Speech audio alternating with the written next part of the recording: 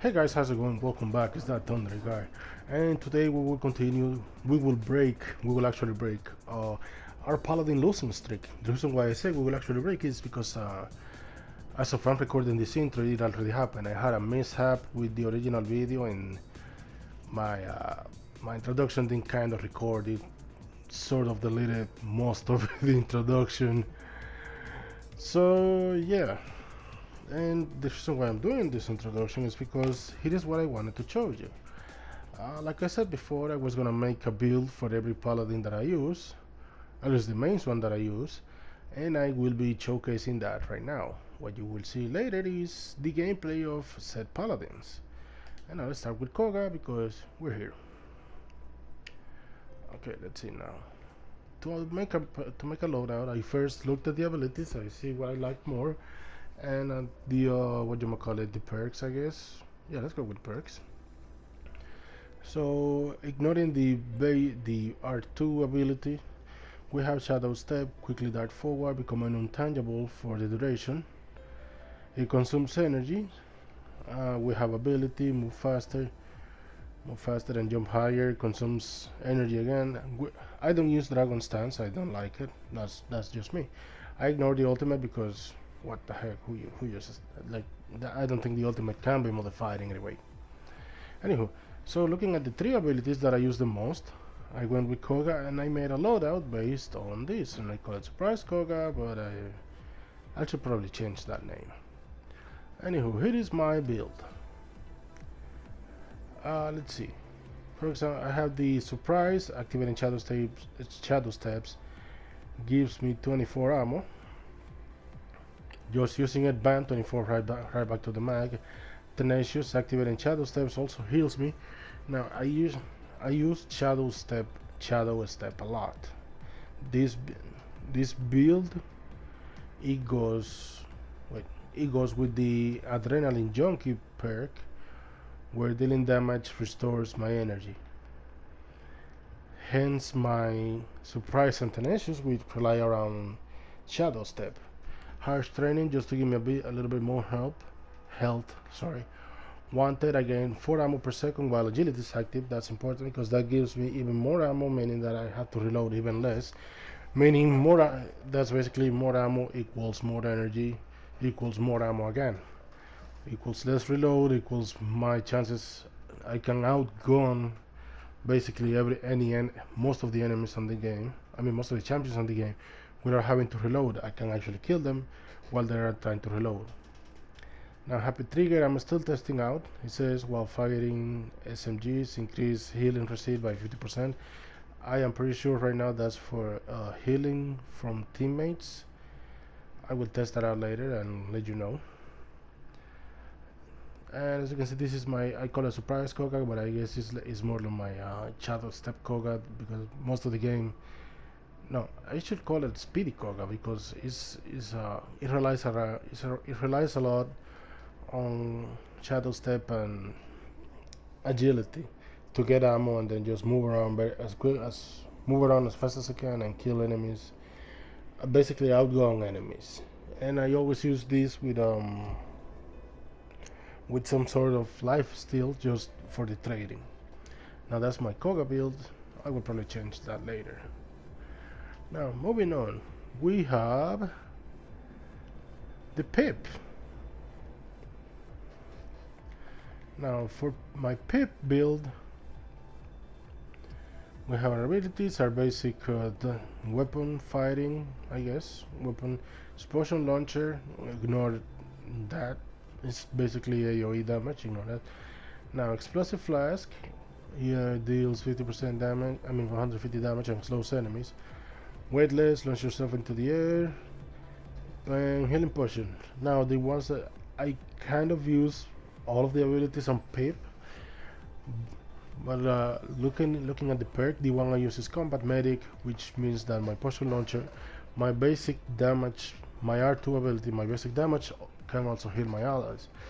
And I made a full a healer focus Pip,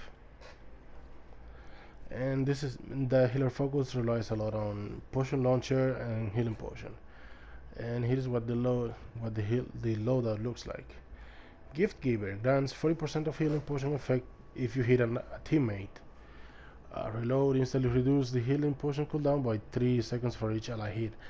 This is useful because if your teammates are around you at any given time, you can just keep them spamming this ability, just keep them heal. I actually tried this, and they mostly I'm gonna say spam.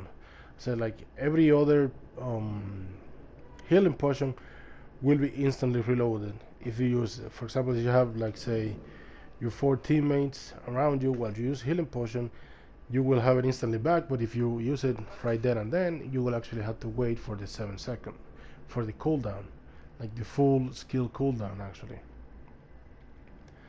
I did test this out. It actually does happen. Now, anything I wanted to say about that? Not really. It's just like focus on cooldown.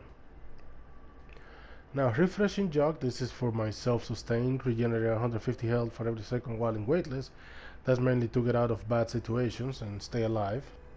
Sturdy I use because since I use my combat medic, most of the time I will actually be fired into the ground close to me to heal my allies, and since sturdy, I no longer have knockback, and my own weapon deals 40% less damage to myself. That's important because that actually helps a lot keeping your allies alive while your healing potion is active. And since your potion launcher is actually considered AoE, means that you can heal more, any allies within range as well. And the acrobat's trick, reload 20% faster, reload 20% faster. That also goes with my combat medic because I spend a lot less time having to reload. Now there is something I forgot to mention about this Koga build, and it is that you must avoid at all cost slow effects, like for example Titus Firebomb, because the slow effect will prevent you from using Shadow Step, meaning that you will be trapped and you will not get, and Surprise and Tenacious will not activate at all. Most of the time you will just like get gunned down right there and then. That happened to me a lot while testing. I think you will actually be able to see it in the video after this. That's 1, 2, 3, and actually no, that's only 2. Now my Rokus build, I also tried this out, and looking at these abilities, I don't use advanced at all. I mostly use missile launcher and emitter with flux generator. So this loadout is focused on, as you can see, I call it Iron Wall. It's focused on being a full tank. Nanotechnology, I keep it at 1 because I had other things I wanted to raise, but that healing per second is still actually useful, considering the meter lasts for like a full 4 seconds. You actually get some decent healing even at that level. Refraction reduces the emitter cooldown, meaning that I have it even more often, and refraction with warden, meaning that that increases meter for another 4% of duration, meaning that I not only do I have it more often, but I actually have it for longer. Now Metal March, this is my trading. I call it it's basically for trading, and for trading damage with another character. I tested this against a Khan, and I outlived the Khan. Like his full shield versus me just trading with him, I outlived the Khan. 9% damage reduction for 2 seconds after activating missile launchers. Now, I know you're going to say it's 9%, and against characters like Koga or Rokons himself that focus on just firing a bunch of bullets as fast as they can, where each bullet doesn't really deals that much damage. But if you put this against, let's say, I'm thinking about a Grover, where they have a slow fire rate, but they actually hit hard. That 9 damage reduction actually comes in handy. And as far as I can tell, like other than what's it called? Other than stunt, I don't really see any weaknesses to this build. Like to this, well, at least during my play testing, I didn't see any weaknesses to this. Now, countermeasure. It has, this particular one has a 45-second cooldown. Oh, I didn't realize that. I just realized. Now I understand why the thing was happening with the pip. That it was it was giving me the full cooldown again. This is why. So it has a 45-second, and it says that this is just for even more trading and more tanking. Dropping below 30% gives me of my max health, gives me a 450 shield for 4 seconds. Even more of a tank. That's basically what it is. So again, avoid stunts. You want to avoid stunt effect in general, but with this one even more so, because you will be placed on the food. And now for the last one, my main damage character, Tyra. I thought you would say the name. Let's see. No, not that yet. Now looking at her abilities, I mostly use nade launcher and firebomb. I don't use hunter's marks as much because I tend to miss that a lot. Now, for example, let's go over the skills. We have the base damage, then we have nade launcher, which deals 700 damage in a small area of effect. Hunter's mark. Let's see. Mark an enemy for 6 seconds. Mark enemies are revealed and take 50% increased damage. And then you have firebomb, which is skip the hurl an incendiary device that leaves a pool of fire for 6 seconds. Enemies that contact the fire will burn for 9% of the maximum health. This is regardless, making it very effective regardless of who you use it against. Over 0.6 seconds. And I have their healing reduced, and I think this also causes a slow. I'm pretty sure it does. And continuing contact, and also have their healing reduced by 50%, and continuing contact with this refreshes the effect. And I always use Tyra with first blood because that life steal is actually really ridiculous. I haven't named this because I don't know what to name it. But as you can see, it very much focuses on the nade launcher and the firebomb. So, looking at the car, the loadout, I have volatile. I don't know how to say that. I'm gonna go with volatile.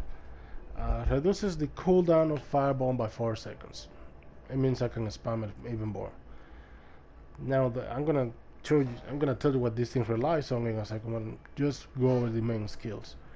In the fray, activating nade launcher grants me 8% damage reduction for 2 seconds. This is basically my trading right there. This plus my first blood just means even more survivability when trading, which will happen a lot with Tyra. I'm skipping the middle one, but Trailblazer.